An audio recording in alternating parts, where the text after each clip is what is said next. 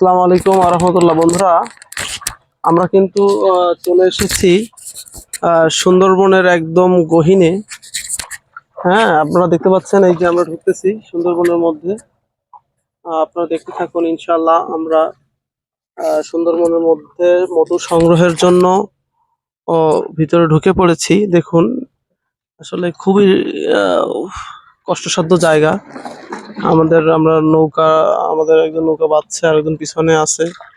আমাদের আরো একটি টিম আমাদের সুন্দরবনের মধ্যে অলরেডি ঢুকে গেছে একদিন আগে। তো আসলে আমরা সুন্দরবনের মধু নিয়ে কাজ করছি এবং আপনাদেরকে দেখাবো ইনশাল্লাহ আমরা যে মধু সংগ্রহ করব যেখান থেকে। তো সেটা আপনাদের পর্যায়ক্রমে দেখাবো।